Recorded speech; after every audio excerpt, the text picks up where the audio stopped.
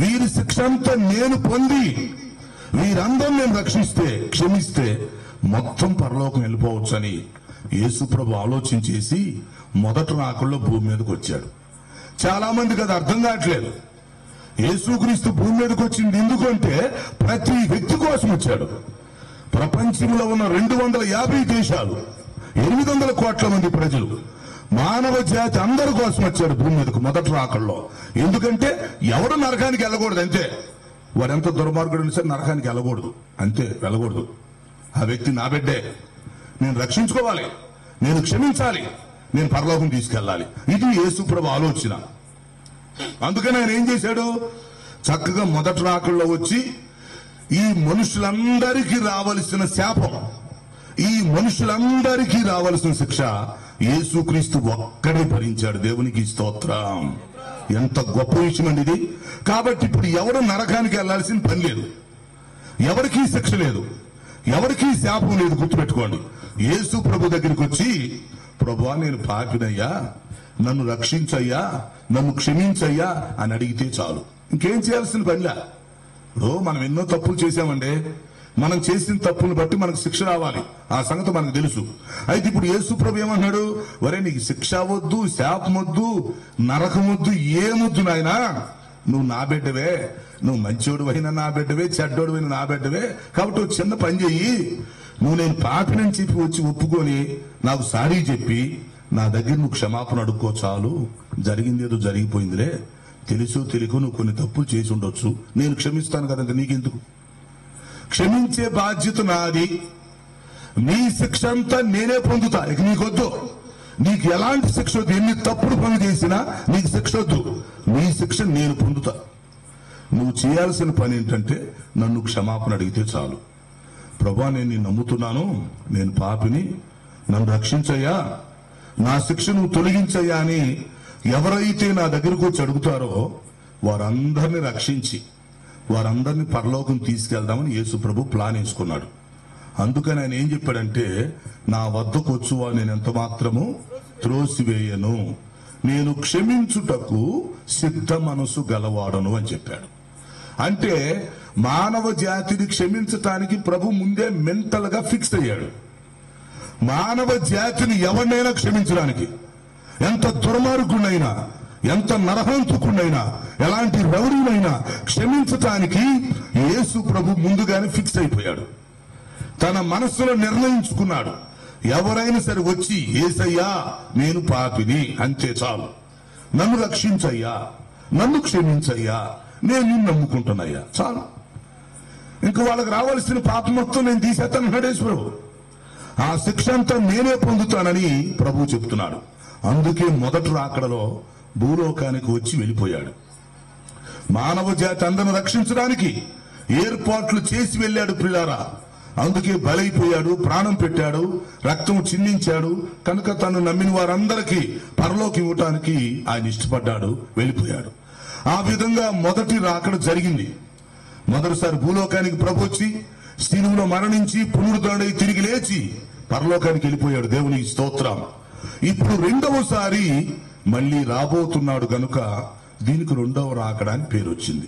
ఇక్కడ దాకా గుర్తుపెట్టుకోవాలి. ఫస్ట్ మొదటిసారి వచ్చి వెళ్ళాడు గనక దానికి ఏమని పేరు పెట్టారు, మొదటి రాకడ. మొదటి రాకడ అనేది మానవ జాతిని రక్షించడం కోసం జరిగింది, మానవ జాతి అందరిని క్షమించే దానికోసం జరిగింది. అది అయిపోయింది మొదటి రాకడ. అయితే ఇప్పుడు యేసుక్రీస్తు రెండవ రాకడలో మళ్ళీ రాబోతున్నాడు. ఇది గుర్తుపెట్టుకోవాలి. మొదటిసారి వచ్చిన యేసు ప్రభు రెండవసారి మళ్ళీ రాబోతున్నాడు. దీన్ని మనం రెండవ రాకడ అని పిలుస్తాం. ఓకేనా? అయితే ఇప్పుడు యేసుక్రీస్తు రెండవ రాకడలో వచ్చినప్పుడు ఏమి జరిగిద్ది? యేసుక్రీస్తు రెండవ రాకడలో ఎలా వస్తాడు, ఎలా బోరవుతాడు, అప్పుడు జరిగే పరిస్థితులు ఏమిటో ఈ రోజు రేపు కళ్ళకు కట్టినట్టుగా మీరు జాగ్రత్తగా వినండి, అర్థం చేసుకోండి. యేసుక్రీస్తు వారు రెండవసారి ఏం చేస్తాడంటే పరలోకముల నుంచి బయలుదేరి మధ్య ఆకాశానికి వస్తాడు, భూమి మీదకు రాడు. ఎందుకంటే మొదటిసారి భూమి మీదకి వచ్చి వెళ్ళిపోయాడుగా, భూమి మీదకి వచ్చేసాడు, ఇక్కడ తిరిగాడు, అందరి కోసం ప్రాణం పెట్టాడు, అందరిని క్షమిస్తానని చెప్పాడు కదా. అయితే ఇప్పుడు యేసుక్రీస్తు రెండవ రాకడలో పరలోకంలో నుంచి బయలుదేరి మధ్యాకాశానికి వస్తాడు. ఎప్పుడు వస్తాడు? వచ్చేది ఖచ్చితంగా వస్తాడు, కానీ బైబిల్లో డేట్ చెప్పలేదు. ఒక మర్మంగా పెట్టాడు. ఒకరోజు ఆయన వస్తాడు. ఎప్పుడైతే పరలోకం నుంచి బయలుదేరి మధ్యాకాశానికి వస్తాడో ఆర్భటించి భూ అని ఒక్కసారి భూర ధ్వనించినప్పుడు భూలోకంలో ఉన్న సంఘం ఎత్తబడి వెళ్ళిపోతుంది. దేవునికి స్తోత్రం. యేసు ప్రభు ఏ రోజైతే, ఆ డేట్ మనకు బైబిల్లో చెప్పలేదు, అది మర్మంగా పెట్టాడు. ఏ రోజైతే అది పగలు కావచ్చు, రాత్రి కావచ్చు, అర్ధరాత్రి కావచ్చు, మధ్యాహ్నం కావచ్చు, మొత్తానికి ప్రభు వస్తాడు. ఒక గడిలో వస్తాడు. పరలోకం నుంచి బయలుదేరతాడు, మధ్యాకాశానికి వస్తాడు. ఆర్భటించి అని బూర ఊదాడు అంటే ఈ ప్రపంచంలో కొన్ని కోట్ల మంది కనపడకుండా వెళ్ళిపోతారు ఇక్కడి నుంచి.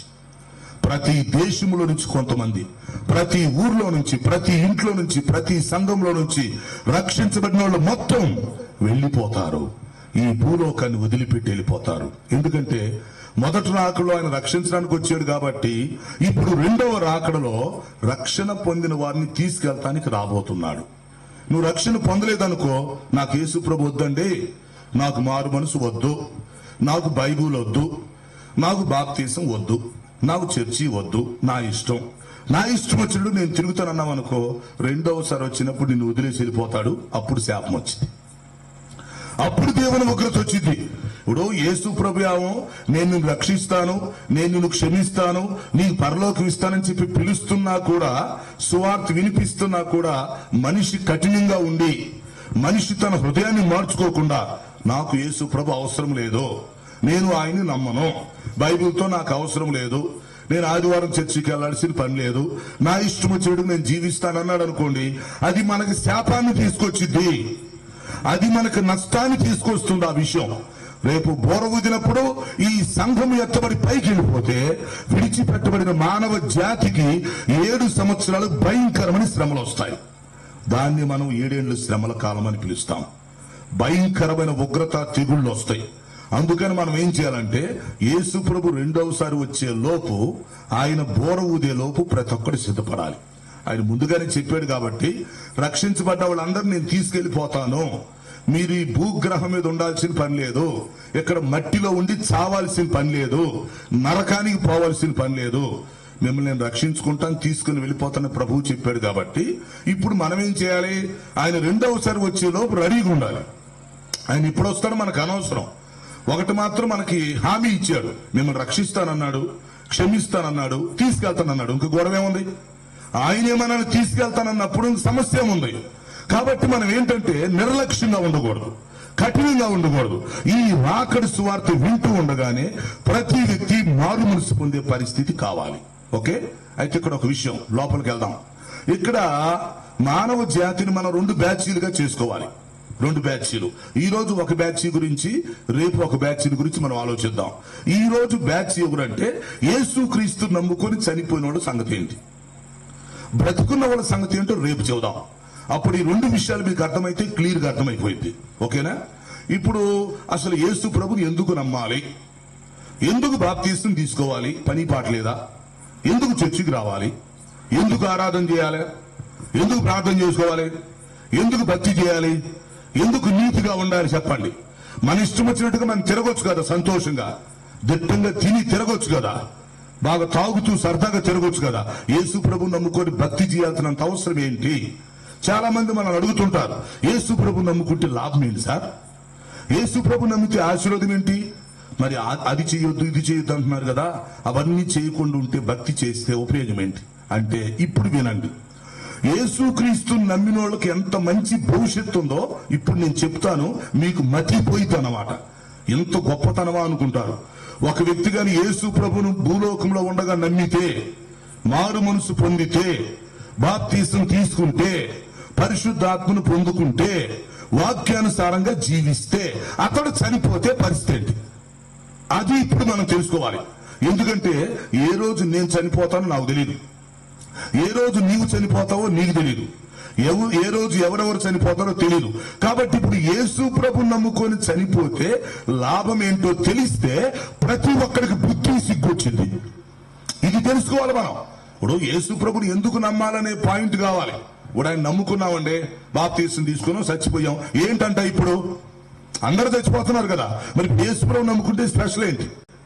ఇది తెలుసుకోవాలి, ఇది చెప్పాలి, క్రైస్తవులకు చెప్పాలి, క్రైస్తవేతరులకు కూడా చెప్పాలి, మన చిన్న పిల్లలకి, మన యవనస్తులకు కూడా మనం నేర్పించాలి. ఇది యేసు ప్రభు నమ్ముకొని చచ్చిపోతే ఎంత విలువ ఉండిద్దో ఇప్పుడు తెలుసుకోవాలి మీరు. రెండవ రాకడ వస్తే పరిస్థితి ఏంటో మీకు క్లియర్ గా ఇప్పుడు చెప్తాను. క్రీస్తు నందున్న మృతులు భవిష్యత్తు ఈ రోజు మనం ఆలోచించేద్దాం, ఓకేనా? రైట్, లోపలికి వెళ్దాం రండి.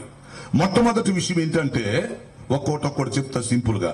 మొదటి విషయం, ఇప్పుడు యేసు ప్రభు నమ్ముకొని ఒక వ్యక్తి చనిపోయాడండి, అవునా? ఒక అడుక్కునేవాడు చనిపోయాడు అనుకోండి, లేదా ఒక పేద వ్యక్తి చనిపోయాడు, ఒక మధ్య తరగతోడు చనిపోయాడు, ఎవరన్నా గాని ఈ వ్యక్తి బ్రతికుండగా యేసు ప్రభు నమ్మాడు, అది గొప్ప విషయం అన్నమాట. బ్రతికుండగానే ఈ వ్యక్తి బాప్తీసం కూడా తీసుకున్నాడు, ఓకే. ఈ వ్యక్తి మారు మనసు పొందాడు, మరి తెలుసో తెలియకో చేసిన తప్పులని దేవుడి దగ్గర ఒప్పుకున్నాడు, అవునా? పాప క్షమాపణ పొందుకున్నాడు, రైటు. బాగా బైబుల్ చదువుకున్నాడు, వాక్యం ప్రకారం జీవిస్తున్నాడు. ఇప్పుడు చస్తే ఏమైంది అది చెప్పండి. ఇప్పుడు చనిపోతే ఏంటి ప్రయోజనం? ఎస్, ఇదే ఈ ప్రపంచానికి చెప్పాలి. ఎవరైతే యేసుక్రీస్తు నమ్ముకొని చనిపోతారో పిల్లారా, చనిపోయిన వెంటనే మరి ఇక్కడ కళ్ళు మూస్తాం, ఒక రెప్పపాట్లో కళ్ళు మూస్తాం, ఈ ఆత్మ బయటికి వెళ్ళిపోయింది. మరి కొన్నిసార్లు మనం చూస్తాం కదా, నోట్లో నుంచి ప్రాణం పోయిందిరా, కళ్ళలో నుంచి పోయిందిరా, నోట్లో ముక్కులో నుంచి పోయింది, ఏదో చెబుతుంటారు. సరే, మొత్తానికి ఏంటంటే ఊపిరి పోయింది, వెంటనే కళ్ళు మూసేస్తాం. అయితే ఇప్పుడు ఏం జరుగుతుంది తెలుస్తున్నా? ఎప్పుడైతే ఒక వ్యక్తి ఇక్కడ చనిపోతాడో వెంటనే మళ్ళీ కళ్ళు తెరుచుకుంటాడు. ఒకవేళ ఇప్పుడు మనకు అర్థం కాకపోవచ్చు, యేసు ప్రభు నమ్మినోడికి చచ్చినాక తెలిసింది ఆ విషయం. అప్పుడు నువ్వు లబోదిబో కొట్టుకుంటావు, ఇప్పుడు నేను చెప్పింది వినకపోతే. యేసు ప్రభు నమ్ముకొని చనిపోయిన వ్యక్తి కళ్ళు మూస్తాడు, చనిపోతాడు, వెంటనే కళ్ళు తెరుస్తాడు. అందరిలాగా కాదు. ఇప్పుడు ఏమైందంటే, యేసు ప్రభు నమ్మిన వెంటనే ఆ వ్యక్తి చనిపోగానే ఆ వ్యక్తిని తీసుకెళ్తానికి దేవుడు దేవదూతలను పంపిస్తాడు. క్రైస్తవుడి చావుకి ఎంత విలువ ఉందంటే పిల్లారా, ఈ ప్రపంచంలో మినిస్టర్ చచ్చినా ఒకటే, క్రైస్తవుడు ఒక అడుక్కునేవాడు చచ్చినా ఒకటే. చాలా జాగ్రత్తగా వినాలి మీరు. ఈ ప్రపంచంలో ఒక మినిస్టర్ గారు చనిపోయాడు అనుకోండి, లేదా ఒక జమీందారు చనిపోయాడు, ఒక రాజు చనిపోయాడు, కోటీశ్వరుడు చనిపోయాడు, ఏమైంది?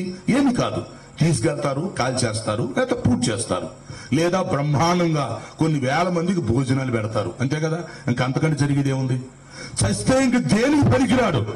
యేసు ప్రభు నమ్మకుండా చచ్చాడు అంటే ఆ వ్యక్తి ఒక రాజు అయినా, ఒక డాక్టర్ అయినా, ఇంజనీర్ అయినా, యాక్టర్ అయినా, సినీ యాక్టర్ అయినా, సైంటిస్ట్ అయినా, యేసు ప్రభు లేకుండా బాప్తీసం తీసుకోకుండా చచ్చిపోతే వానికి భవిష్యత్తు లేదు. ఆ వ్యక్తి దేనికి పనికిరాడు. ఇక చనిపోయినమ్మటిని తీసుకెళ్తారు, కొంతమంది కాల్ చేస్తారు, కొంతమంది పూజ చేస్తారు, పని అయిపోయింది. ఆ తర్వాత పిల్లలు వస్తారు, ఆస్తులు పంచుకుంటారు, లేదా మంచి భోజనాలు పెడతారు, వెళ్ళిపోతారు, అంతే కదా. ఇంకా అంతకంటే జరిగేదని చెప్పండి. ఇంకా ఆ వ్యక్తిని ఎవరు పడుచుకుంటాడు? ఆ వ్యక్తిని ఎవరు గుర్తుంచుకుంటారు? అతనికి భవిష్యత్తు ఏముంది? ఏమీ లేదు. అదే యేసుక్రీస్తుని నమ్ముకొని చచ్చిపోతే, బ్రతికుండగా బాప్తీసం తీసుకుంటే, బ్రతికుండగా పరిశుద్ధంగా బ్రతికి చస్తే ఎంత గొప్పడు తెలుసనువా. ఇక్కడ చనిపోయిన వెంటనే కళ్ళు తెరుస్తావు, వెంటనే నీ కోసం దేవదూతలు వస్తారు. దేవునికి స్తోత్రం, గట్టిగా చెప్పలు కొట్టండి. దేవుని నమ్మిన వ్యక్తి చనిపోతే దేవదూతలు వస్తారు అతని కోసం. ఎందుకంటే పరలోకంలో కొన్ని కోట్ల మంది దేవదూతలు ఉంటారు, ఎవరికి వాళ్ళకు డ్యూటీస్ ఉంటాయి. ఇక్కడ భూలోకంలో ఎట్లా డ్యూటీలు ఉంటాయో పరలోకంలో కూడా డ్యూటీలు ఉంటాయి. ఏంటంటే ప్రార్థన ఆలకించే దేవదూతలు కొంతమంది ఉంటారు, యుద్ధాలు చేసే దేవదూతలు కొంతమంది ఉంటారు, కాపలా ఉండే దేవదూతలు కొంతమంది ఉంటారు, ఆశీర్వాదాలు తీసుకొచ్చే దేవదూతలు కొంతమంది ఉంటారు. ఇలాగ మనం బైబిల్లో చూస్తే దేవదూతలు కొన్ని కోట్ల మంది ఉన్నారు. వాళ్ళు రకరకాల డ్యూటీలు చేసేవాళ్ళు ఉన్నారు. అందులో ఒక డ్యూటీ వాళ్ళు ఎవరంటే 24 గంటలు ప్రపంచంలో ఎవడైతే యేసు ప్రభు నమ్ముకొని చనిపోతాడో ఆ వ్యక్తిని తీసుకెళ్లే బ్యాచ్ ఒకటి ఉండిద్ది. అర్థం చేసుకుని ఎంత గొప్పతనము యేసు ప్రభు నమ్ముకుంటే. వాడు చిన్న వయసులో చచ్చిపోయినా, ముసలోడు చచ్చిపోయినా, అనారోగ్యంతో చనిపోయిన, ఎలా చనిపోయినా యేసు క్రీస్తుని నమ్మి చనిపోయాడంటే అతడు గొప్పోడు ఈ ప్రపంచంలో. ఎందుకంటే కొంతమంది దేవదూతలకు సపరేట్ గా అదే డ్యూటీ ఉండిద్ది. ఇక 24 గంటలు ప్రపంచం మొత్తం మీద ఎక్కడెక్కడ యేసు ప్రభు నమ్ముకున్న వ్యక్తి చచ్చిపోయాడు, బాప్తీసం తీసుకున్న వ్యక్తి ఎక్కడ చనిపోయాడు, భక్తి చేసిన వ్యక్తి ఎక్కడ చనిపోయాడు, ఏ ఊర్లో చనిపోయాడు, ఏ సంఘంలో చనిపోయాడు మనకు తెలియదు. ఆ వ్యక్తి చనిపోగానే మనకు వచ్చే ఏడుస్తాం, మనకు తెలియక. ఆ తర్వాత తీసుకెళ్లి మనం సమాధిని పెట్టొస్తాం, అయిపోయింది మన పని. కానీ వెంటనే ఏం జరిగిందో తెలుసునా, ఆ వ్యక్తి చనిపోయిన వెంటనే కళ్ళు మూస్తాడు, కళ్ళు తెరుస్తాడు. వెంటనే దేవదూతలు వచ్చి ఆ వ్యక్తి యొక్క ఆత్మను తీసుకెళ్తా ఉంటే అతనికి ఎంత సంతోషం అనిపించిందంటే, ఒక అడుక్కునేవాడు, ఇక్కడ తినటానికి తిండి లేకపోయినా, కట్టుకోవటానికి బట్టలు లేకపోయినా, ఉండటానికి ఇల్లు లేకపోయినా, దరిద్రుడుగా రోడ్ల మీద తిరిగినా, అతడు చనిపోతే అతని కోసం దేవదూతలు వచ్చి తీసుకెళ్తా ఉంటే ఎలా ఉండిద్దండి? ఈ లోకంలో ఒక వ్యక్తి రాజుగా ఉండి చచ్చిపోతే అతను ఎవడు పట్టించుకోడు. ఒక వ్యక్తి మంచి మినిస్టర్ గా ఉండి, ఒక కోటీశ్వరుడుగా, జమీందారుగా ఉండి చనిపోతే అతను ఎవడు పట్టించుకోడు. క్రైస్తవుని యొక్క మరణంలో ఎంత విలువ ఉందో చూడండి. యేసు ప్రభు నమ్ముకొని చనిపోయిన వెంటనే దేవదూతలు వచ్చి చక్కగా ఆత్మను తీసుకుంటారు. ఆ విషయం మనకు తెలియదు కాబట్టి మనం ఏడుస్తాం, మనం బాధపడతాం. ఎందుకంటే మా నాన్న చనిపోయాడు, మా అమ్మ చనిపోయింది, మా ఫ్రెండ్ చనిపోయాడు అని మనం ఏడుస్తాం, బాధపడతాం. ఆ తర్వాత తీసుకెళ్ళి ఏం చేస్తాం, సమాధులు పెడతాం, వచ్చేస్తాం, మన పని. కానీ అక్కడ జరిగే విషయం అర్థం చేసుకోవాలి. క్రీస్తునందున్న మృతులు పరిస్థితి ఎంత అద్భుతంగా ఉండిద్దంటే, వారి భవిష్యత్తు గురించి తెలిస్తే ప్రతి ఒక్కరు నాకు బాప్తిస్మం ఇవ్వని ముందుకు వస్తాడు. ప్రతి ఒక్కరు నోరు మూసుకొని చర్చికి వస్తాడు తెలిస్తే. ఇవన్నీ తెలియట్లా ప్రజలకి, చెప్పేవాడు లేరు, తక్కువయ్యారు.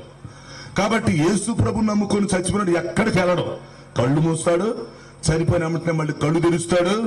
వెంటనే దేవదూతలు వచ్చేస్తారు, అతని ఆత్మను తీసుకుంటారు. ఇక చూసుకోండి, ఈ దేవదూతలు అతని ఆత్మను పట్టుకొని ఊరేగించుకుంటా భయంకరమైనటువంటి వాయిద్యాలతో ఆకాశ వీధుల్లో ఊరేగించుకుని తీసుకెళ్తే ఈ వ్యక్తి ఎంత సంతోషిస్తాడంటే, అరే భూలోకంలో ఉన్నప్పుడు ఇలా జరిగిద్దని నేను అనుకోలేదురా. యేసుప్రభు అంటే ఏదో తక్కువ కొనవాడు దేవుడు అనుకున్నాం, కానీ యేసుప్రభు అంటే ఇది ఎస్సీ వాడి దేవుడు అనుకున్నాం, లేకపోతే ఏంద్ర యేసుప్రభు నమ్ముకుంటున్నారు అనుకున్నాం, లేదు అదేదో మత పిచ్చి అనుకున్నాం. కానీ ఎంత భవిష్యత్తు ఉందా? యేసుప్రభు నమ్ముకుంటే వెంటనే మళ్ళీ కళ్ళు మూసుకున్నాను, కళ్ళు తెరిచానంటే ఇంత సంతోషమా అని ఆ చనిపోయిన వ్యక్తికి తెలిసింది ఆ విషయం. ఒకవేళ రేపు మనం చనిపోతే అప్పుడు మనకు తెలిసింది, ఇప్పుడు మనకు అర్థం కాకపోవచ్చు, రేపు తెలిసింది. కాబట్టి దేవదూతలు ఏం చేస్తారు, అతని యొక్క ఆత్మను తీసుకుంటారు. తీసుకొని ఇక చక్కగా వాయిద్యాలతో, వీణలతో అతను ఊరేగించుకుంటా ఆకాశ వీధుల్లో నుంచి తీసుకెళ్తా ఉంటే అతనికి ఎంత సంతోషం అనిపించిందంటే మరలా భూమి మీదకి రావడానికి ఇష్టపడడు. ఒకవేళ దేవుడు అతన్ని, అయ్యా నీ కోసం కింద ఏడుస్తున్నారు వాళ్ళు, నీ భార్య ఏడుస్తుందయ్యా, నీ పిల్లలు బాధపడుతున్నారు, నీ ఫ్రెండ్స్ బాధపడుతున్నారు, నీకు మళ్ళీ టైం ఇస్తాను, నువ్వు భూలోకానికి వెళ్ళొస్తావా, నీకు టైం ఇస్తా, వెళ్ళొస్తావా అంటే ఎట్టి పరిస్థితుల్లో మళ్ళీ ఊరుగాడు ఇక్కడికి. ఒకవేళ దేవుడు పొమ్మన్నా, మరి నాయన మరి పోయి మీ భార్యను చూసిరారా పోయి అంటే, అబ్బే వద్దు పాస్, వద్దండి ప్రభా వద్దు, వెళ్ళరా నాయన అంటే వద్దండి. ఆ భూలోకం మురికి, అది మట్టి లోకం, అది చెత్తకుండి, అది తెలియక అట్లా అనుకున్నాను. కానీ ఇప్పుడు తెలిసింది, నాకు సంతోషిస్తున్నాను. చనిపోయినాక ఇప్పుడు తెలిసింది నాకు. ఇంత సంతోషాన్ని వదిలిపెట్టి మళ్ళా మట్టిలోకి వెళ్ళమంటారా, ఆ మురికిలోకి వెళ్ళమంటారా? నేను వెళ్ళను. వాళ్ళు వస్తే వాళ్లే వస్తారులే. నీ భార్య అక్కడ ఏడుస్తుందిరా, వెళ్ళరా. వస్తే వచ్చింది, పోతే పోయింది, నేనేం చేస్తాను, నేను వెళ్ళను. ఒకవేళ నా భార్య కూడా రక్షించబడితే అక్కడికి వచ్చింది, అక్కడ నన్ను చూసిద్ది, నేను ఎందుకు వెళ్ళాలి? నా కడుపును పుట్టిన పిల్లలు ఏడుస్తున్నారా, వాళ్ళు కూడా యేసుప్రభు నమ్ముకుంటే నా దగ్గరికి వస్తారు, నేను చూస్తాను, నేను ఎందుకు వెళ్ళాలి? నేను మాత్రం వెళ్ళనంటే వెళ్ళను. వెళ్ళిరా భూమి మీదకే, మళ్ళీ టైం ఇస్తున్నాం, పోయి సరదాకి వెళ్ళిరాపో, తిరిగిరాపో. వద్దండి ప్రభా, వద్దు ప్రభా, దయచేసి వద్దు ప్రభా, ఆ భూలోకం అంతా చెత్తకుంది ప్రభా, అది తెలియక అదేదో గొప్ప అనుకున్నాను. కానీ అదంతా పాపం, పాపిష్టులు జీవిస్తున్నారు, అంత దుర్మార్గులు, అసూయ, కుళ్ళు, కుట్ర, అంతా మోసం. అలాంటి భూమి మీదకి మళ్ళీ నేను ఎందుకు ప్రభా అని ఎవడు వెళ్ళడం. ఒకవేళ దేవుడు వెళ్ళురా బాబు అని చెప్పిన ఎవడు వెళ్ళడం. మనకు తెలియక ఇక్కడ ఉంటున్నాం, కానీ రేపు చనిపోయిన తర్వాత తెలిసి వ్యవహారం. ఇప్పుడంటే తెలియక ఎక్కడ ఉంటున్నాం మనం, అంతే. తెలియక ఇదే గొప్ప అనుకుంటున్నాం, ఇదే సంతోషం అనుకుంటున్నాం. కానీ తెలిస్తే ఎవడు పట్టించుకోడు, ఇక్కడ ఎవడు ఇష్టపడ్డం. కాబట్టి ఇప్పుడు క్రీస్తునందున్న మృతులు ఎంత గొప్పోళ్ళు అంటే, వాళ్ళు చనిపోయిన వెంటనే మళ్ళీ కళ్ళు తెరుస్తారు. ఈలోపు దేవదూతలు చక్కగా వస్తారు, ఎందుకంటే వాళ్ళకు డ్యూటీ ఉండేది కనుక వాళ్ళు వస్తారు. ఈ ఆత్మను తీసుకొని చక్కగా ఆకాశ వీధుల్లో ఊరేగించుకుంటా, వీణలు వాయించుకుంటా, వాయిద్యాలు వాయించుకుంటా, కీర్తనలు పాడుతా తీసుకెళ్తా ఉంటే ఈ ఆత్మ అనుకుంటాడు, ఈ చనిపోయిన వ్యక్తి, ఏంట్రా భూలోకంలో కూడా పేదోడి, నేను భూలోకంలో కూడా ఒక విశ్వాసిగా ఉన్నాను, అక్కడ నన్ను ఎవడు పట్టించుకోలేదే, ఏంటంటే ఊరేగిస్తున్నారు నన్ను, ఆకాశంలో కూడా తీసుకెళ్తున్నారేంటి ఇంత భయంకరంగా, అద్భుతంగా, తెల్లటి వస్త్రాలు నాకు వేశారు, ఈ దేవదూతలు వచ్చి నన్ను ఊరేగిస్తున్నారేంటి అసలు ఈ వాయిద్యాలేంటి, సంతోషం ఏంటని రేపు యేసు ప్రభు నమ్ముకున్న వ్యక్తి చచ్చిపోయిన తర్వాత అతడు లేచినాక అతడికి ఎంత సంతోషం కలిగిందంటే ప్రియులారా, ఆశ్చర్యపోతాడు. అయ్యయ్యో, మా వాళ్ళు ఇంకా చాలా మంది ఉన్నారు, వాళ్ళు కూడా నమ్ముకుంటే బాగుండే, వాళ్ళకి తెలియలేదే, నాకే తెలియలేదు, ఎట్టో తెలుసుకున్నాను, వాళ్ళకు కూడా తెలిస్తే భలే ఉండిద్దే అని వీళ్ళు చాలా సంతోషిస్తారు. మొత్తానికి ఏమైందంటే ఈ దేవదూతలు ఆ యేసుక్రీస్తుని నమ్ముకొని చనిపోయినటువంటి ఆత్మను తీసుకెళ్లిపోతారు. చక్కగా ఊరేగించుకుంటూ సంతోషంగా తీసుకెళ్తారు. ఎక్కడికి తీసుకెళ్తారు? ఆకాశ వీధుల్లో గుండా తీసుకెళ్లి 3వ ఆకాశంలోకి తీసుకెళ్తారు. తీసుకెళ్ళాక అక్కడ ఒక ప్రత్యేకమైన స్థలం ఉంది, దాని పేరు పరదేశ్. గుర్తుపెట్టుకోండి, ఏం పేరు దాని పేరు? పరదేశు, పారడైజ్. ఈ పరదేశు అనేది సపరేట్ స్థలం. ఇది యేసు ప్రభు నమ్ముకున్న వాళ్ళు చనిపోయిన తర్వాత 2వ రాకడ వచ్చేంత వరకు రెస్ట్ తీసుకోవడానికి ఏర్పాటు చేయబడింది. అదర్స్ నాట్ అలౌడ్, ఇతరులు అక్కడికి రారు. యేసు ప్రభు నమ్ముకున్నవాడు మాత్రమే మళ్ళీ బ్రతకటానికి, మళ్ళీ సంతోషించడానికి, గంతులేయటానికి, విశ్రాంతి తీసుకోవటానికి కొత్త స్థలాన్ని దేవుడు ఏర్పాటు చేశాడు. దాని పేరు పరదేశ్. మిగతా వాళ్ళు అక్కడికి రావడానికి ఛాన్స్ లేదు. ఎవరు చేస్తే ఎవరు చెప్పులు ఆడియే, ఎవడ బాధాడు, ఎక్కడున్నాను చెప్పే ఎచ్చులు, ఎక్కడున్నాను చెప్పే బడాయి. చస్తే ఎవడు పట్టించుకోడు, కంపు కట్టిపోతారు. చస్తే తీసి పడేస్తారు, కాల్ చేస్తారు, పూర్తి చేస్తారు, 4 రోజులు ఏడుస్తారు, ఎవరి దారిని వాడు వెళ్ళిపోతారు, ఎవడు పట్టించుకోరు. కానీ యేసు ప్రభు నమ్ముకొని చనిపోతే సూపర్గా ఉండి వ్యవహారం. అందుకనే కదా బ్రతుకున్నప్పుడు రాకడ గురించి ముందే చెప్తున్నాం. యేసు ప్రభు నమ్ముకోండి అయ్యా, బాప్తీసం తీసుకోండి, మారు మనసు పొందండి, చర్చికి రండి అని చెప్పేది పని పాటలే కాదు, పిచ్చి పట్టి కాదు. ఆ జరగబోయే విషయాలు తెలియపరుస్తున్నాం. ఎందుకు? ప్రజలు మేలు పొందాలని. కాబట్టి ఇప్పుడు యేసు ప్రభు నమ్ముకున్న వ్యక్తి చచ్చిపోయాడు అనుకోండి, ముందు బ్రతుకుతాడు. బ్రతికినమ్మటనే దేవదూతలు వస్తున్నారు, బ్రహ్మాండంగా ఊరేగించుకుంటా అద్భుతంగా తీసుకెళ్తారు. ఇక అతనికి మహా సంతోషం. ఆ తర్వాత 3వ ఆకాశంలోకి తీసుకెళ్లి పరదేశు అనే స్థలములో అతన్ని ఉంచుతారు. ఎక్కడ చచ్చిపోయిన మొత్తాన్ని అక్కడికి తీసుకెళ్తారు. ఎవరిని? అందరిని కాదు, బాప్తీసం తీసుకొని చచ్చినోడిని మాత్రం అక్కడికి తీసుకెళ్తారు. ఎక్కడ ఉండగానే బాప్తీసం ఖచ్చితంగా తీసుకోవాలి, లేకపోతే లైఫ్ వేస్ట్. బాప్తీసం తీసుకోకుండా నువ్వు చస్తే ఇంకా పుట్టినా ఒకటే, చచ్చినా ఒకటే, పుట్టకపోయినా ఒకటే, దానివల్ల ఉపయోగం లేదు. అందుకని బ్రతికుండగానే కొన్ని విషయాలు తెలుసుకోవాలి. ఇవేమో ఎవడు చెప్పడం. ఇప్పుడు ఏం చెబుతున్నాడు? దేవుడు నిన్ను దీవిస్తాడు, దేవుడు నిన్ను కాపాడతారు, నీకు ఆశీర్వాదం వచ్చింది. అవి కాదు ముఖ్యమైన విషయాలు. జరగబోయే విషయాలు తెలుసుకొని సిద్ధపడాలి. కాబట్టి బ్రతికుండగానే నువ్వు క్రీస్తులో మరణించాలి. ఇప్పుడు అందరం చనిపోతాం అనుకోండి, వెనక ముందుగా అందరం చనిపోతాం. అయితే క్రీస్తులో ఉండి చనిపోతే ఆ లెక్కలు వేరుగా ఉంటాయి, ఆ భవిష్యత్తు వేరుగా ఉండిద్ది. కాబట్టి ఇప్పుడు దేవదూతలు తీసుకెళ్లి పరదేశు అనే స్థలంలో వదిలేసి వస్తారు. ఇది ప్రత్యేకంగా క్రైస్తవులు చనిపోయిన వాళ్ళు ఉండటానికి ఏర్పాటు చేయబడిన స్థలం. మిగతా వాళ్ళు అక్కడికి రారు. ఇప్పుడు యేసుప్రభు నమ్ముకొని చనిపోయాడు ఒక వ్యక్తి, 1000 సంవత్సరాల క్రితం చచ్చిపోయాడు ఒక వ్యక్తి, 2000 సంవత్సరాల క్రితం ఒక వ్యక్తి చనిపోయాడు అనుకోండి, పోయిన సంవత్సరం ఒక వ్యక్తి చనిపోయాడు, నిన్న ఒక వ్యక్తి చనిపోయాడు. ప్రపంచంలో ఎప్పుడైనా సరే యేసుక్రీస్తు వారు పునరుద్ధానమైనప్పటి నుంచి రేపు 2వ రాకడ వచ్చేంత వరకు ఈ 2000 సంవత్సరాల కాలంలో ప్రపంచం మొత్తం మీద ఎంతమంది అయితే రక్షించబడి యేసు ప్రభు నమ్ముకొని చక్కగా బాప్తీసం తీసుకొని చనిపోయారో వాళ్ళంతా ఇప్పుడు సూపర్ గా ఉంటారు. ఎక్కడికి వెళ్ళాలి వాళ్ళు? ఒక్క వ్యక్తి కూడా మిస్ అవ్వలేదు. ఈ దేవదూతలు తీసుకెళ్లి ఏం చేస్తారంటే వాళ్ళని పరదేశంలో వదిలేసి వస్తారు. ఈ విషయం మనకు ఎలా తెలిసిందంటే, యేసుక్రీస్తు వారు సిలువలో చనిపోయేటప్పుడు ఆయన 7 మాటలు మాట్లాడాడు, గుర్తొస్తుందా? అందులో 2వ మాట మాట్లాడేటప్పుడు పరదేశు రిలీజ్ అయింది. ఆయన సిలువలో ఉండి పరదేశు ఓపెన్ చేశాడు. ఎందుకంటే తను నమ్ముకున్న వాళ్ళు చాలా మంది చచ్చిపోతారు గనక వాళ్ళు దిక్కులేని చావులు చావకుండా ఉండాలని, తను నమ్ముకున్న వాళ్ళు దరిద్రులు అవ్వకూడదని, తను నమ్ముకున్న వాళ్ళు చనిపోయిన వాళ్ళకి శాపం రాకూడదని యేసు ప్రభు ఏం చేశాడంటే సిలువలో ఉండగానే పరదేశు రిలీజ్ చేశాడు, ఓపెన్ చేశాడు. దేవుడి స్తోత్రం. మనం ఎలాగో ఒక స్థలం ఓపెనింగ్ చేస్తామో, ఒక గృహాన్ని ఓపెన్ చేస్తామో, అట్లాగే యేసుక్రీస్తు వారి సిలువలో ఉన్నప్పుడు పరదేశు ఓపెన్ చేశాడు. అది ఎలా జరిగిందంటే, యేసు ప్రభుతో పాటు 2 దొంగలను కూడా వేశారు సిలువ. వాళ్ళిద్దరు చచ్చిపోతున్నారు, ఇద్దరికి ప్రాణం పోతుంది. చివరి క్షణాల్లో ఉన్నారు ఇద్దరు. అందులో ఒకడు ఏం చేశాడంటే తెలివి తక్కువతనంగా వచ్చిన అవకాశం పోగొట్టుకొని యేసు ప్రభు నమ్మటం మానేసి, లేకపోతే క్షమాపణ అడుక్కోవటం మానేసి, సారీ చెప్పటం మానేసి బుద్ధి లేనోడు అంటే మరికొద్దిసేపులో చచ్చిపోతాడు. చెంత చచ్చినా పురుపు చావలేదని అన్నట్టుగా ఇంకొద్దిసేపుడికి చచ్చిపోతాడన్నా కూడా మనోడు పొగరదగ్గల. ఆ చివరి క్షణాల్లో సారీ చెప్పుకోకుండా యేసు ప్రభు నమ్ముకోకుండా ఒక దొంగ ఏం చేశాడంటే ఆ చివరిలో కూడా యేసు ప్రభుని దూషించాడు. ఏమన్నాడు?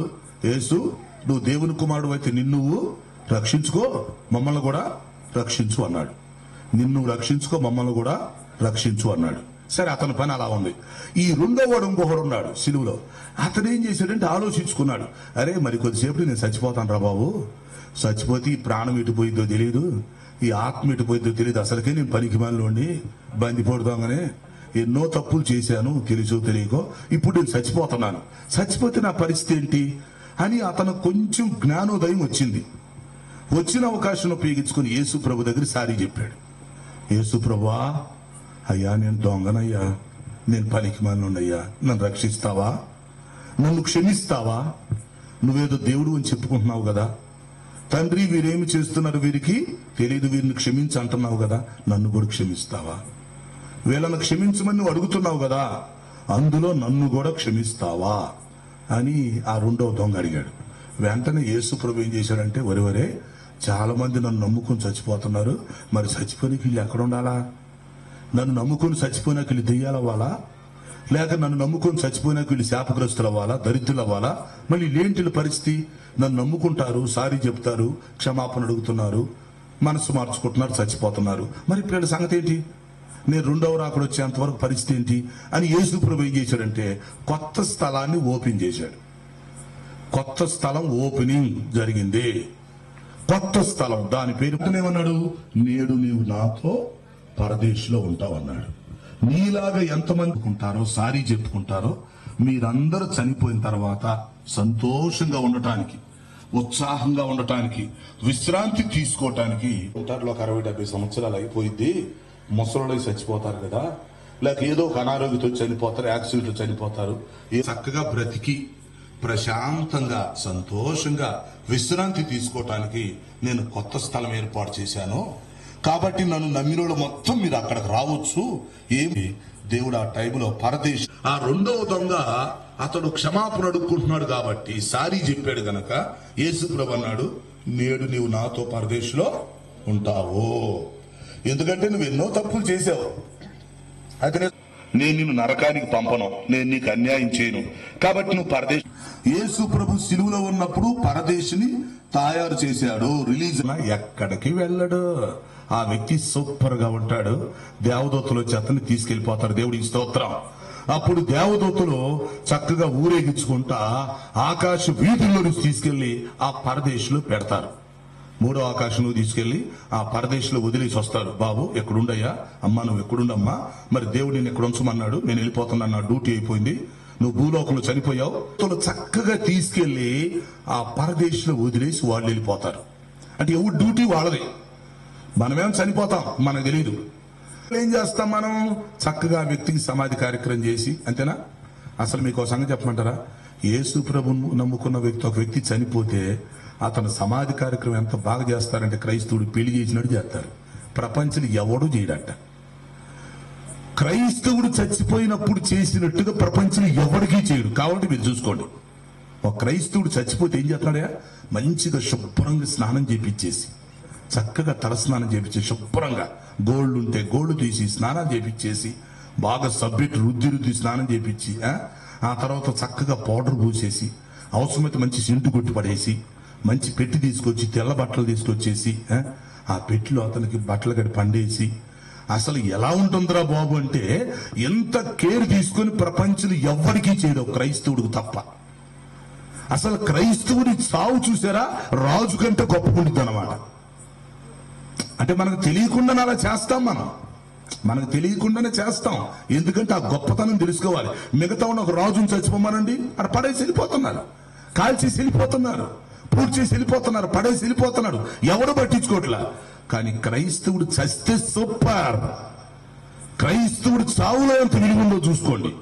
చక్కగా స్నానం చేపిస్తున్నారు. అసలు స్నానం చేయకుండా ఇవ్వడం తీసుకెళ్తారా, ఆపి ఎంత లేట్ అయినా వాసన వస్తున్నా ఎట్టో ఒకటి శుభ్రంగా స్నానం చేపించేసి మంచి బట్టలు కట్టి చక్కగా సెంటు పూసి పౌడర్ కొట్టి మంచి పెట్టి ఒకటి చేసుకొచ్చి ఆ పెట్టిలో పెట్టేసి మళ్ళీ ఆ పెట్టికి మంచి క్లాత్ కట్టి అవసరం సిలువ పెట్టి చక్కగా ఊరేగించుకుంటూ తీసుకెళ్ళి పెట్టిని మళ్ళీ మోసుకుంటా తీసుకెళ్ళి గుంటలో పెట్టేస్తారు. పెట్టినాక మళ్ళీ ఆ సమాధి ఎట్ట కడుతున్నారంటే మీరు సిటీలోకి వెళ్ళి చూసేది ఇల్లు కంటే బాగుండేది సమాధి, ఇల్లు కంటే బాగుండేది. పాలరాయి పెట్టి కట్టేవాళ్ళు ఉన్నారు బ్రహ్మాండంగా. మంచి మంచి రాళ్లు పెట్టి సమాధులు కట్టి సమాధుల మీద బోర్డులు పెట్టి సిలువులు పెట్టి అసలు ఎంత బాగా చేస్తారంటే మీరు సిటీలోకి వెళ్ళి సమాధులు చూస్తే ఆశ్చర్యపోతారు. ఎందుకు ఇలా చేస్తున్నారు? పోయినోడు పోయాడు కదా, పోయినోడికి స్నానం ఎందుకు, పోయినోడికి కొత్త బట్టలు ఎందుకు, సెంట్ ఎందుకు, పౌడర్ ఎందుకు, సమాధి ఎందుకు? అర్థం చేసుకోండి. అంటే అర్థం ఏంటి? ఈ పోయినోడు ఎక్కడికి వెళ్ళాం మళ్ళీ వస్తాడు. దేవునికి స్తోత్రం.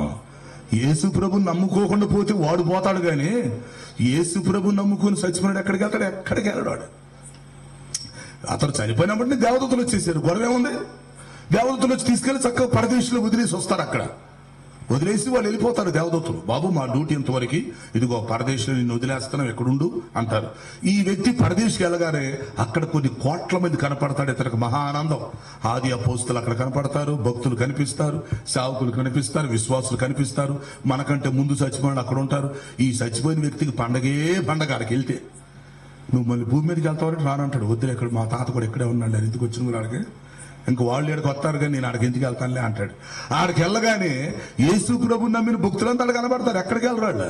మిషనరీలు అంతా అక్కడే ఉన్నారు. మన పూర్వీకులు ఎవరైనా యేసు ప్రభుని నమ్ముకొని చనిపోతే వాళ్ళు అక్కడే ఉన్నారు. సో ఈ పరదేశికి వెళ్ళగానే అసలు అందరికి ఎంత ఆనందం అనిపించిద్దంటే వాళ్ళందరిని చూడగానే సంతోషం, విశ్రాంతి. వాళ్ళు రెండవ రాకడ ఎప్పుడు వచ్చిద్దని ఎదురు చూస్తూ ఉంటారు. ఒరే మమ్మల్ని తీసుకొచ్చి ఇక్కడ పరదేశంలో పెట్టెళ్ళారా, ఇదేమో ఎక్కడో మూడో ఆకాశంలో ఉంది, మేము కిందకి వెళ్తానికి ఛాన్స్ లేదు, మరలా మేము కిందకి ఎప్పుడు వెళ్ళాలా, భూమి మీదకి వెళ్తామా వెళ్ళమా, ఆ బ్రతికున్న వాళ్ళని చూస్తామా చూడమా, ఆ రాకడ ఎప్పుడు వచ్చింది, గొడవ ఏంటి అని ఈ పరదేశంలో ఉన్న వాళ్ళు కూడా భలే ఇంట్రెస్ట్గా ఉంటారు. వాళ్ళు ఆ చనిపోయిన వాళ్ళు ఒకళ్ళనొకళ్ళు చూసుకొని భలే సంతోషంగా ఉంటారు. వాళ్ళు తర్వాత వాళ్ళు భలే ఇంట్రెస్ట్గా ఉంటారు. యేసు ప్రభు ఎప్పుడెప్పుడు వస్తాడా, మళ్ళీ బయటికి రావాలరా, మళ్ళీ బయటికి రావాలి, ఎప్పుడు వస్తాడా అని వాళ్ళు ఎదురు చూస్తుంటారు. అట్లా 2000 సంవత్సరాల నుంచి చనిపోయిన క్రైస్తవులంతా అక్కడే ఉన్నారు. అందుకే మీకు చెప్తున్నాం, నాయన బ్రతికుండగా బాప్తీసం తీసుకోరా, దరిద్రం పోయిద్దని. చర్చికి రా నాయన, మారు మనసు పొందరా అంటే వీళ్ళకేం అర్థం కావట్లా. అదేమంటే మత మార్పిడి అంటున్నారు. మత మార్పిడి కాదు, మతం గురించిగా చెప్పేది ఇక్కడ మార్గం. రెండవ రాకడ కోసం, రాకడ తర్వాత మన పరిస్థితి ఏంటి అనేది ఇక్కడ చెప్తున్నాం. అంటే మనం మరణించిన తర్వాత ఏంటి, రాకడ వస్తే పరిస్థితి ఏంటి, అది మనం తెలుసుకోవాలి. ఇక్కడ ఏదో ఒక 70-80 సంవత్సరాలు బ్రతుకుతాం, చచ్చిపోతాం, పెద్ద గొప్ప ఏముంది? ఇక్కడ పేదోడుగా చచ్చిపోయినా కోటీశ్వరుడిగా చచ్చిపోయిన పెద్ద గొప్ప ఏముంది? అందరం చచ్చిపోతాం, మట్టిలోకి వెళ్ళిపోతాం, అంతే కదా. దీనిలో గొప్పతనం ఏముంది? మీరు ఆలోచించండి. కానీ ఇక్కడ ఉండగానే నువ్వు స్పెషల్ గా చనిపోవాలి. అందుకని బైబిల్ ఏం చెప్పింది? ప్రభువునందు మృతి నొందిన మృతులు ధన్యులు, మిగతా వాళ్ళు కాదు. ప్రభునందు మృతునందున మృతులు ధన్యులు అంటే బ్లెస్డ్ పీపుల్, ఆశీర్వదించబడిన వాళ్ళు. కారణం వీళ్ళు మళ్ళీ బ్రతుకుతున్నారు, దేవదూతలు వచ్చాము తీసుకెళ్తున్నారు, తీసుకెళ్లి ఊరేగించుకుంటూ వెళ్తున్నారు, మళ్ళీ తీసుకెళ్లి పరదేశంలో వదిలేసి వస్తున్నారు. ఆడికి వెళ్ళగానే వాళ్ళకి ఆనందం తట్టుకోలేకపోతున్నారు. ఎందుకంటే అసలు సచ్చినాక ఆనందమే ఆనందం, ఇటు దేవదూతలు వచ్చేలేక సగం ఆనందం, మళ్ళీ వాళ్ళు ఊరేగించుకుని తీసుకెళ్లేసరికి ఇంకొంచెం ఆనందం, అక్కడి నుంచి పరదేశికి వెళ్ళేసరికి ఎగిరి గొంతులేస్తున్నారు. ఎందుకంటే అందరూ అక్కడ కనబడుతున్నారు. ఒరే భలే మా తాత ఏడున్నాడంట్రా, ఒరే పలానా పౌలు గారు ఎక్కడ ఉన్నాడంట్రా, ఏసప్ప ఇక్కడ ఉన్నాడంట్రా. అసలు పరదేశి అంత అద్భుతం, కోట్ల మంది అక్కడే ఉంటున్నారు. అందరూ సంతోషంగా విశ్రాంతి తీసుకుంటారు. వాళ్ళు కూడా ఏం చేస్తారంటే రెండవ రాకడ కోసం ఎదురు చూస్తూ ఉంటారు. రాకడ ఎప్పుడు వచ్చిద్దా, యేసు మళ్ళీ వస్తున్నాడు, ఇంకా రాలేదేంటే, 2000 సంవత్సరాలు అయిందే, ఎప్పుడు వస్తాడైనా, వస్తే బాగుండు, మనల్ని బయటికి తీసుకొస్తాడు కదా, మళ్ళీ మనం బయటికి రావచ్చు కదా అని ఆ పరదేశంలో ఉన్న వాళ్ళంతా భలే ఎదురు చూస్తారు. సరే మొత్తానికి వీళ్ళు ఎదురు చూస్తూ ఉండగా ఏమైందంటే ఏదో ఒక రోజు ఆ టైం వచ్చింది, ఆ రాకడ టైం వచ్చినప్పుడు ఇప్పుడు ఏమైందో తెలుసా? యేసు ప్రభు పరలోకం నుంచి బయలుదేరతాడు. పరలోకంలో నుంచి బయలుదేరి ముందు 3వ ఆకాశంలో ఆగుతాడు. గుర్తుపెట్టుకోండి, ఒకేసారి మధ్య ఆకాశానికి రాడు సంఘాన్ని తీసుకెళ్తానికి. ముందు పరదేశంలో నుంచి బయలుదేరి దారిలో ఆగుతాడు. పరలోకం నుంచి బయలుదేరి ఆ పరదేశ దగ్గరికి వచ్చి నిలబడతాడు. అదే 3వ ఆకాశం. అక్కడికి వచ్చి నిలబడి యేసు ప్రభు ఏం చేస్తాడంటే ఆర్భటించి అని బోర ఊతాడు. ఒక్కసారి బోర ఊదితే ఉండిద్దండి, ఇక చూసుకో. 1000 సంవత్సరాల క్రితం చచ్చిపోయినాడు, 2000 సంవత్సరాల క్రితం చనిపోయినాడు, 100 సంవత్సరాల క్రితం చనిపోయినాడు, పోయిన సంవత్సరం చనిపోయినాడు, మొత్తం ఆ పరదేశంలో ఎన్ని కోట్ల మంది అవుతున్నారో దెబ్బకి ఈ బోర ఊదిన వెంటనే ఆ పరదేశు తెరవబడిద్ది, ఖాళీ అయింది. గట్టిగా చప్పట్లు కొట్టండి. హల్లెలూయా. యేసు ప్రభు ఎప్పుడైతే పరలోకం నుంచి బయలుదేరి దారిలో ఆగుతాడు, ఒకేసారి మధ్యాకాశానికి రాడు, దారిలో ఆగి ఆ 3వ ఆకాశం దగ్గర ఆగి ఆర్భటించి బోర ఊదేసరికి దెబ్బకు పరదేశం మొత్తం తెరవబడి, పరదేశం అంతా ఖాళీ అయిపోయి ఈ నిద్రించిన వాళ్ళంతా సమాధులు తెరవబడి పరదేశం నుంచి మొత్తం బయటకు వచ్చేస్తారు కొన్ని కోట్ల మంది. ఈ 2000 సంవత్సరాలు ఎంత మంది చనిపోయారో, ఎన్ని వందల కోట్ల మంది చనిపోయారో. చిన్నపిల్లలు, యవనస్తులు, ముసలోళ్ళు, కుర్రోళ్ళు, సేవకులు, విశ్వాసులు, మిషనరీలు, భక్తులు మొత్తం బయటకు వస్తే యేసు ప్రభు వాళ్ళ దగ్గర నిలబడితే, ప్రభా వచ్చావు ప్రభా, 2000 సంవత్సరాల నుంచి ఎదురు చూస్తున్నాను నీ కోసం. వచ్చాను, రారా నాన్న, బయట బయట. ప్రభా నేను 1000 సంవత్సరాల నుంచి వెయిటింగ్ లో ఉన్నాను ప్రభా, నేను 500 సంవత్సరాలు వెయిటింగ్, నేను 3 సంవత్సరాల నుంచి వెయిటింగ్ లో ఉన్నా. వచ్చావు ప్రభా, రా, వచ్చాను, రండి వచ్చేయండి. ప్రభువా ఏం చేద్దాం మనం, ఆగంటారా, చాలా పని ఉంది, రండి వచ్చేయండి, చాలా పని ఉంది మీతో. వెంటనే పరదేశం తెరవబడి మొత్తం బయటకు వచ్చేస్తారు. బయటకు వచ్చినట్టు యేసు ప్రభు ఏం చేస్తాడు తెలుసా, వీళ్ళందరికీ కొత్త శరీరమును ధరింప చేస్తాడు. దేవునికి స్తోత్రం. పరదేశంలో నుంచి ఎప్పుడైతే వీళ్ళు బయటకు వస్తారో ప్రతి ఒక్కడికి కొత్త శరీరం వచ్చింది. ఎందుకంటే పాత శరీరం ఇక్కడ మట్టిలో పడేసి వెళ్ళారు కదా, పాత శరీరం ఇక్కడ పూర్తి చేశాం కదా, మట్టిలో కలిసిపోయింది కదా, అది సమాధిలో పెట్టేశాం కదా, దీని గొడవ అయిపోయింది. మన ఆత్మ అక్కడికి వెళ్ళింది కదా, ఆత్మను పరదేశంలోకి తీసుకెళ్లాడు. ఇప్పుడు ప్రభు బయటికి తీసుకొచ్చాడు. బోర ఓదగానే ఆత్మ బయటకు వచ్చేసింది. ఎక్కడుంది తెలుసా మాట చెప్తారా? యోహాను సువార్త 5:28 ఉంది. యోహాను సువార్త 5:28. దీనికి ఆశ్చర్యపడకుడి, బైబిల్ చెప్తుంది, దీనికి ఆశ్చర్యపడకుడి, ఒక గడియ వచ్చుచున్నది, ఆ కాలమందు మృతులు దేవుని కుమారుని శబ్దము విను గడియ వచ్చును. అబ్బో ఎంత గొప్ప మాటయా. దీనికి ఆశ్చర్యపడకుడి, ఆశ్చర్యపడద్దంటది బైబిల్. ఒక కాలము వచ్చుచున్నది, ఆ కాలమున మృతులు దేవుని కుమారుని శబ్దము విను గడియ వచ్చును. మృతులు వింటారంటండి, కానీ ఆ టైంలో వింటారు. మృతులు దేవుని కుమారుని యొక్క శబ్దాన్ని విని, ఆ బోర శబ్దాన్ని విని భూ భూ అని బోర ఊతుంటే పరదేశం మొత్తం కదిలిపోయి, పరదేశంతా సంతోషం తట్టుకోలేక పరదేశం తెరవబడి కోట్ల మంది బలో బలో పదరా పదరా పదండే పదండే పదండే లక్షల మంది బయటకు పరిగెత్తుకుని బయటకు వచ్చేస్తారు. పరదేశంలో ఉన్న ఆత్మలు మొత్తం బయటకు వస్తాయి. అప్పుడు యేసు ప్రభు అంటాడు, ఆగండ్రా బాబు, మీరు భూలోకానికి వెళ్తే చచ్చిపోతారా, మిమ్మల్ని చూసి తీయాలనుకుంటారా నాయన, ఇప్పుడు మీరు భూలోకానికి వెళ్తే తీయాలనుకుంటారా, ఎలాగాకుండా ఆగండి అంటాడు. ఏంది ప్రభా తీయాలనుకుంటారా, వెళ్ళకూడదు, ఆగండ్రా, చిన్న పని ఉంది, ఏం చేస్తాం ప్రభా, మీకు ఇప్పుడు కొత్త శరీరం ఇవ్వాలి. ఎందుకంటే మీరు ఇప్పుడు ఆత్మల రూపంలో ఉన్నారు కదా, ఆత్మల రూపంలో ఉన్న మీకు కొత్త శరీరం ఇస్తా. ఇప్పుడు ఈ మట్టి శరీరం తీసేస్తాను, మీకు కొత్త శరీరం, అక్షయ శరీరం ఇస్తాను. ఈ శరీరాన్ని మీరు ధరించుకుంటే మరి ఎన్నడూ మీరు చావరు. దేవునికి స్తోత్రం. లక్షల కోట్ల సంవత్సరాలు మీరు బ్రతకొచ్చు, దేవదూతల వలె ఉండొచ్చు, చిరంజీవిగా ఉండొచ్చు, నాతో పాటు ఉండొచ్చు. రండి, మీ అందరికీ కొత్త శరీరం ఇస్తున్నానని యేసు ప్రభు బోర ఓదగానే ఆ పరదేశం అంతా తెరవబడిద్ది. లోపల ఉన్న కోట్ల మంది మొత్తం బయటకు వచ్చేస్తారు సీరియల్ నెంబర్ ప్రకారం. ఒక్క వ్యక్తి కూడా మిస్ అవ్వరు, దేవుడు ఎవరిని వదలడో, అందరూ బయటకు వచ్చేసినాక అప్పుడు దేవుడు ఏం చేస్తాడంటే ఆత్మలకి కొత్త శరీరం ఇస్తాడు. దానిని మనం అక్షయ శరీరం అని పిలుస్తాం. ఇది కొరింథీయులకు రాసిన మొదటి పత్రిక 15:42 ఉంది. కొరింథీయులకు రాసిన మొదటి పత్రిక 15:42 అక్కడ ఏముందంటే, క్షయమైనదిగా విత్తబడి అక్షయమైనదిగా లేపబడును. ఎంత గొప్ప వాక్యం అండి. మనం పట్టించుకోం, ఆ సమాధుల్లో చదువుతాడు, మళ్ళీ పడుచుకోరు దేవుడు. క్షయమైనదిగా విత్తబడి అక్షయమైనదిగా లేపబడును అంటే మనం ఆ వ్యక్తి చచ్చిపోయినప్పుడేమో అతన్ని విత్తాం, ఒక విత్తనాన్ని భూమిలో నాటినట్టుగా సమాధిలో నాటేశాం, పెట్టేశాం, పని అయిపోయింది. క్షయమైనటువంటి శరీరం మట్టిలో కలిసిపోయింది. ఇప్పుడు ఆ వ్యక్తి బయటకు వస్తున్నాడు, అతని ఆత్మ బయటకు వస్తుంది. ఎప్పుడు? దేవుని యొక్క బోర శబ్దాన్ని వినినప్పుడు, ప్రభు పిలిచినప్పుడు సమాధులు తెరవబడుతున్నాయి. పరదేశంలో ఉన్న వాళ్ళు బయటకు వచ్చేస్తున్నారు. ఆత్మల రూపంలో బయటకు వస్తే అప్పుడు యేసు ప్రభు చక్కగా వాళ్ళకి కొత్త శరీరం ఇచ్చేసి, ఇక నుంచి మీరు దేవదూతల వలె ఉండండి, ఇక మీరు స్త్రీలు కాదు, పురుషులు కాదు, మీరు ముసలోళ్ళు కాదు, వికలాంగులు కాదు, నల్లోళ్ళు కాదు, కర్రోళ్ళు కాదు, మీరు దేవదూతల వలె ఉంటారని దేవుడు వారిని దీవించి కొత్త శరీరం ఇస్తాడు. ఆ విధంగా యేసు ప్రభు పరలోకంలో నుంచి బయలుదేరి రెండవ రాకల్లో దారిలో ఆగుతాడు. ఆ మూడవ ఆకాశం దగ్గర ఆగి, ఆ పరదేశంలో ఆగి అక్కడ బోర ఊదినప్పుడు చక్కగా పరదేశం అంతా ఖాళీ అయిపోతుంది. పరదేశంలో ఉన్న వాళ్ళు మొత్తం బయటకు వస్తారు.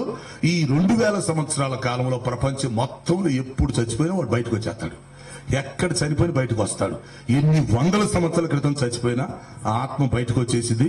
బయటకు వచ్చినాక వాళ్ళందరూ ప్రభువుని చూసి భలే సంతోషిస్తారు. ప్రభువా, నువ్వు చెప్పినట్టే భలే వచ్చేవే, రెండోసారి వస్తానని చెప్పే వచ్చేవే, భలే వచ్చేవు ప్రభా, రెండోసారి వచ్చినప్పుడు మమ్మల్ని బ్రతికిస్తానన్నావు, నిజంగానే భలే బ్రతికిచ్చేవే, నువ్వు చెప్పిందల్లా చేస్తున్నావు ప్రభువా, వస్తానన్నావు వచ్చావు, మమ్మల్ని బ్రతికిస్తానన్నావు బ్రతికిచ్చేసావు, ఎంత బాగుంది ప్రభా అని వాళ్ళంతా సంతోషిస్తే అప్పుడు ప్రభువు చెప్తాడు, ఇప్పుడే కాదు నాన్న, ఇంకా పండగ ఉంది, ఈ రోజు కొంచెం రేపు కూడా చెప్తాను. ఈ పండగ అప్పుడు అయిపోలేదు. ఇప్పుడు ఏం చేయాలంటే మీ అందరికీ కొత్త శరీరం ఇవ్వాలి నేను. ఎందుకంటే మీరు ఆత్మల రూపంలో ఉంటే దెయ్యాలనుకుంటారు, మీరు ఆత్మల రూపంలో ఉంటే అందరు భయపడతారు, అందరు కనపడరు మీరు. కాబట్టి ఇప్పుడు మీకు శరీరం ఇవ్వాలి. నేను ఇచ్చే శరీరం అక్షయ శరీరం. ఇంతకు ముందు మీకు ఇచ్చింది మట్టి శరీరం, అది ఆదాము హవ్వల ద్వారా వచ్చింది మట్టి శరీరం. మట్టి శరీరం మట్టిలో కలిసిపోయింది. అయితే ఇప్పుడు నేను ఇచ్చేది అక్షయ శరీరం, అంటే క్షయము కాదు. ఒక్కసారి నేను ఈ శరీరాన్ని మీకు ఇచ్చానంటే ఇక లక్షల కోట్ల సంవత్సరాలు మీరు నా వలె బ్రతుకుతారు, చిరంజీవుల వలె ఉంటారు, దేవదూతల వలె ఉంటారని యేసు ప్రభు వాళ్ళందరిని పలకరించుకొని ఆ మూడవ ఆకాశంలో అందరికి కనపడి వాళ్ళందరూ చాలా సంతోషించిన తర్వాత వాళ్ళందరికీ కొత్త శరీరాలు ఇస్తే వాళ్ళు ఎంత సంతోషపడిపోతారంటే, మరి భూలోకం నేను చచ్చిపోయాను, కర్రోడుండ్రా, నేను చచ్చిపోయాను, ఇప్పుడు భలే శరీరం వచ్చిందిరా నాకు. భూలోకంలో కూడా ముసలోడుగా చచ్చిపోయానే, భలే శరీరం ఇచ్చారు నాకు, భలే ఉందరా ఇదే. అరే భూలోకంలో పుట్టోడుకున్నాను నేను, భూలోకంలో ఉన్నప్పుడు మరగుజ్జోళ్ళలాగా ఉన్నాను, నేను వంగిపోయి ఉన్నాను, భూలోకంలో ఉన్నప్పుడు ముసల్దానిలాగా ఉన్నాను, అబ్బా భలే ఉందరా ఈ శరీరం అని చెప్పి వాళ్ళు ఎంత ఆనందపడిపోతారో, ఎంత ముచ్చట పడిపోతారో. ఎందుకంటే యేసు ప్రభు కొత్త శరీరాలు ఇస్తారు అందరికీ. ఆ కొత్త శరీరాలు ఇస్తే అంత దేవదూతలను పోలి ఉంటారు. వీళ్ళందరికీ కొత్త శరీరాలు ఇచ్చిన తర్వాత అప్పుడు యేసు ప్రభు ఏమంటాడంటే, అబ్బాయ్ మనం ఇప్పుడు మూడవ ఆకాశం నుంచి బయలుదేరి వెళ్ళాలి, మధ్య ఆకాశానికి వెళ్ళి అక్కడ ఆగాలి, అక్కడ మన స్టేజీ, అక్కడ మన సెంటర్. ఇప్పుడు మనం ప్రస్తుతానికి మూడో ఆకాశంలో ఉన్నాం, ఎక్కడి నుంచి కొంచెం కిందకి వెళ్ళాలి మనం, అంటే రెండో ఆకాశానికి వెళ్ళాలి, మధ్య ఆకాశానికి వెళ్ళాలి, అక్కడ మనకు సెంటర్ ఉంది, అక్కడ స్టేజీ పెట్టుకోవాలి, అక్కడ మనకు మీటింగ్ ఉంది, అక్కడ మనకు బ్రహ్మాండమైనటువంటి మీటింగ్ జరిగింది, అక్కడికి వెళ్దాం పదండి అంటాడు. ఎవరిని? ఈ పరదేశులు అందరూ బయటకు వచ్చిన తర్వాత, అందరూ ఒకరినొకరు పలకరించుకున్న తర్వాత, యేసు ప్రభుని చూసి సంతోషించిన తర్వాత, యేసు ప్రభు కూడా వాళ్ళందరిని పలకరించి అందరిని మెచ్చుకున్న తర్వాత అందరికీ కొత్త శరీరం ఇచ్చేస్తాడు. ఇక అదిరిపోయింది, ఆనందపడిపోతారు. అప్పుడు ప్రభు చెప్తాడు, మనం మధ్యాకాశానికి వెళ్ళాలి అంటాడు. అప్పుడు వీళ్ళు అంటారు, ఏంటి ప్రభువా మధ్యాకాశానికా, మళ్ళీ అక్కడికి ఎందుకు, మనకు ఆల్రెడీ కొత్త శరీరం ఇచ్చావుగా, మేము దేవదూతం అయిపోయాం కదా, ఇప్పటికి మాకు చావు లేదు కదా, మళ్ళీ అక్కడికి ఎందుకంటే, అరే మీకు తెలియదురా, రేపు చెప్తాను రా సంగతి. మధ్యాకాశానికి వెళ్తే మనం ఈ భూమి మీద ఉన్న వాళ్ళు మొత్తం అక్కడికి వస్తారా మనోళ్ళు, అక్కడ ఉంది అసలు సంగతే. ఈ భూమి మీద బ్రతుకున్న వాళ్ళు మొత్తం అక్కడికి పిలిపించాలా, రేపు మీటింగ్ పెడదాం, అక్కడికి వెళ్దాం పదండి. అవును ప్రభు, మళ్ళీ వస్తా, మా వాడు వస్తాడు, కింద ఉన్నవాడు, మా కొడుకున్నాడు కింద వస్తాడా, మీ కొడుకు ఎడకెళ్ళేది వస్తాడు రేపు మీ వాడు వస్తాడా, మా ఫ్రెండ్స్ ఉన్నారు, రేపు అందరూ వస్తారా నాన్న, పద కిందకి వెళ్ళిపోదాం పదండి, మనం సెంటర్కి వెళ్ళాలి, స్టేజ్ దగ్గరికి వెళ్ళాలా, రేపు మనం మీటింగ్ లోకి వెళ్దాం పదండి అని చెప్పి మూడో ఆకాశం నుంచి యేసు ప్రభువులు అందరిని వెంట పెట్టుకొని మళ్ళీ సంతోషంగా కొత్త శరీరాలతో అందరు యేసు ప్రభుని వెంబడించుకుంటా అని శిష్య బృందంగా అందరూ సంతోషంగా మూడవ ఆకాశంలో నుంచి రెండవ ఆకాశానికి దిగొస్తారు. దానిని మధ్యాకాశం అని పిలుస్తారు. అది సెంటర్ పాయింట్. ఆ మధ్యాకాశం వచ్చినాక అప్పుడు మంచి మీటింగ్ జరిగింది.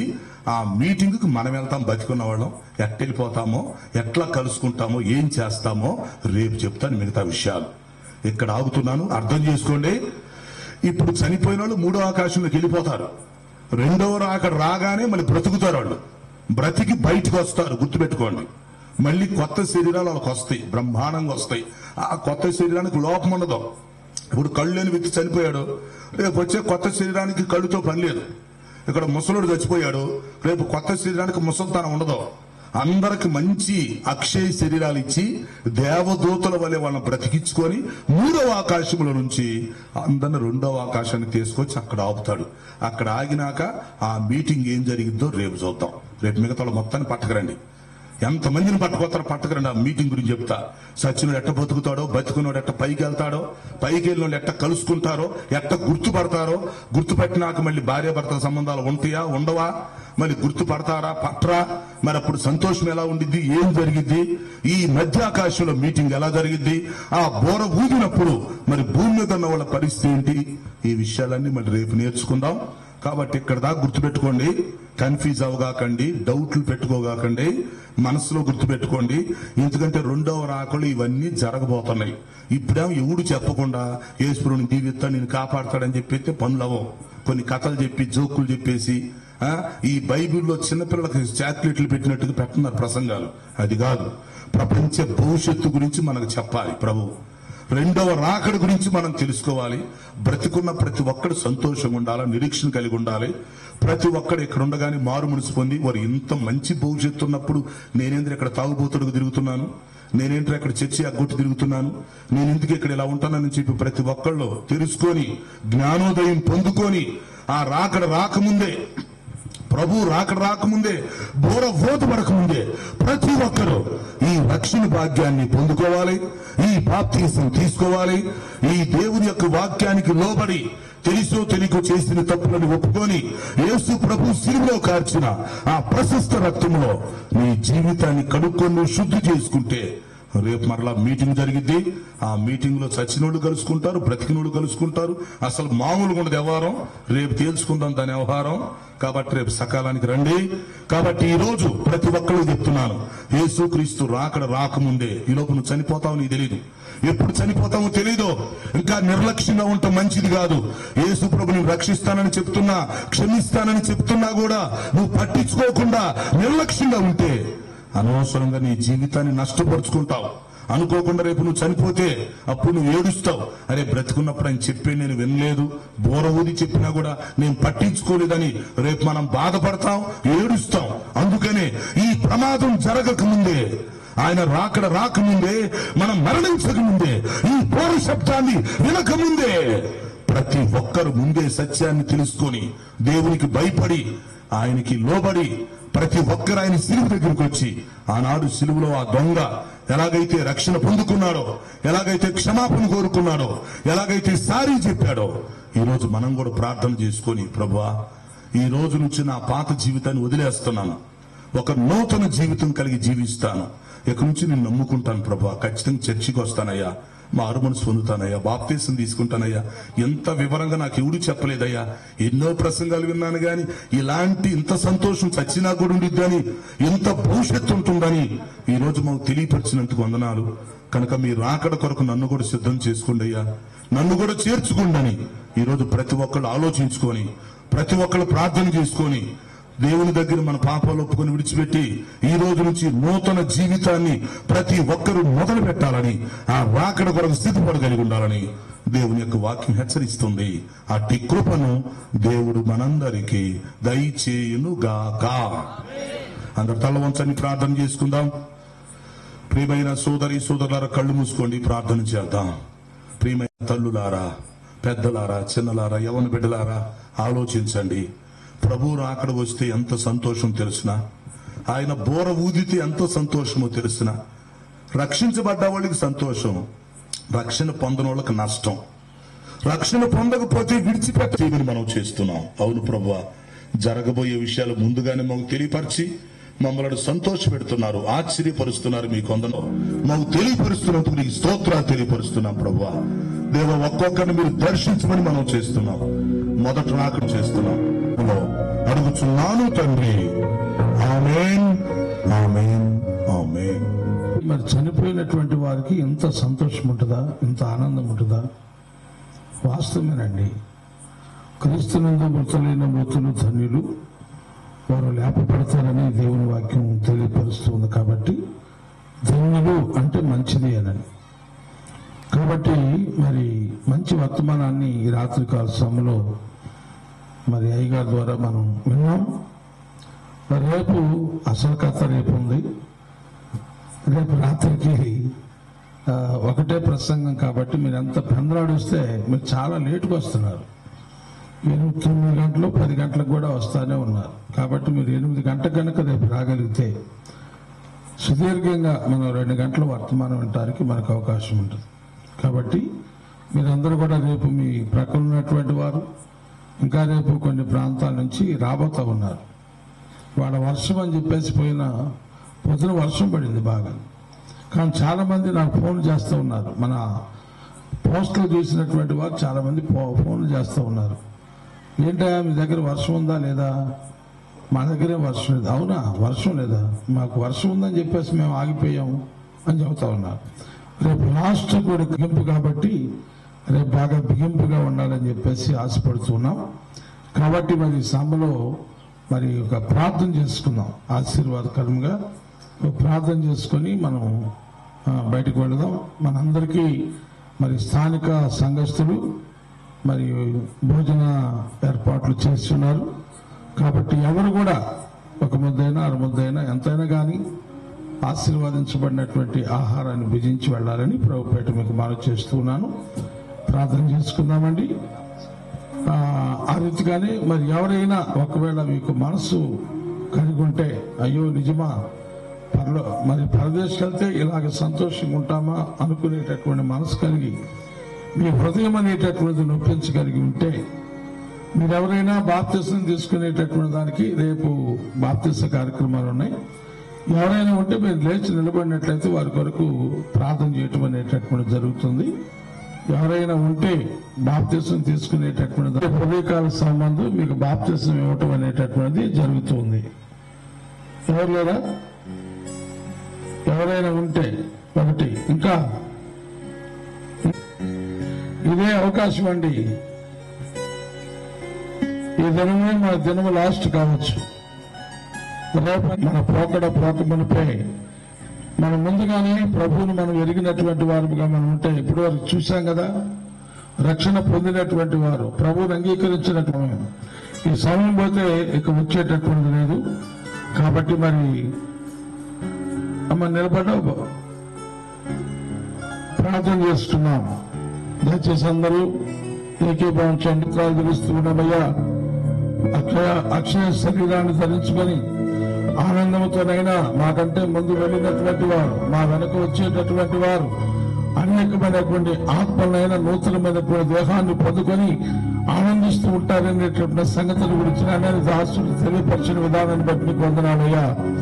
కాబట్టి ప్రభా, మరి క్రీస్తునందు మృతులైనటువంటి వారు క్రీస్తును అంగీకరించకుండా క్రీస్తుకు దూరస్తులుగా ఉంటూ చనిపోయినటువంటి వారైనా బ్రతుకున్నటువంటి వారైనా వారి పరిస్థితి ఏంటి, వారి స్థితిగతులు ఏంటి, వారు ఎక్కడికి వెళ్తారు, వాళ్ళ స్థలం ఏంటి, వాళ్ళు ఎలా ఉంటారు అనేటటువంటి అయాదిగో తండ్రి సత్యమైనటువంటి వర్తమానాన్ని ప్రభా రేపు రాత్రికి జరగబోతూ ఉన్నది నా తండ్రి. కాబట్టి ప్రభా మీరే కార్యక్రమాన్ని మీరు జరిగించండి ప్రభా. ఒకే ఒక్క రాత్రి మా మధ్యలో ఉందనైనా నేను అడుగుతండి రెప్పపాటు నా తండ్రి, నేను ఆలోచనలు నా తండ్రి మార్చగలిగినటువంటి దేవుడవు, హృదయాలను మార్చగలిగినటువంటి దేవుడునైనా అయాదుతండి మనస్సులను మార్చగలిగినటువంటి దేవుడవు, మనుషులను మార్చగలిగినటువంటి దేవుడు అయ్యా. నీకు అసాధ్యమైనటువంటి కార్యం ఏది లేదు కనుక నా తండ్రి ప్రభా అయాదులు తండ్రి వినినటువంటి వాక్యమునైనా వ్యర్థమైపోకుండా నా తండ్రి ప్రతి వాని హృదయములు నాటబడి ప్రభువా అది సిగిరించుటకు వృద్ధి చెందుటకు నీ కృప చూపించమని ప్రార్థన చేస్తున్నామయ్యా. నీకు వందనాలు స్తోత్రాలు అయ్యా. తండ్రి వాతావరణం అనుకూలం లేకపోయినప్పుడు కూడా ప్రభువా మనసు నా తండ్రి విపరీతముగా పడి ఉన్నప్పుడు కూడా తండ్రి అయ్యా తండ్రి వాతావరణాన్ని అనుకూలపరిచినటువంటి దేవుడానికి వందనాలు స్తోత్రాలయ్యా. మంచి వెండల తండ్రి మీరు అయ్యా తండ్రి వెండను కురిపించినటువంటి దేవుడానికి వందనాలు స్తోత్రాలయ్యా.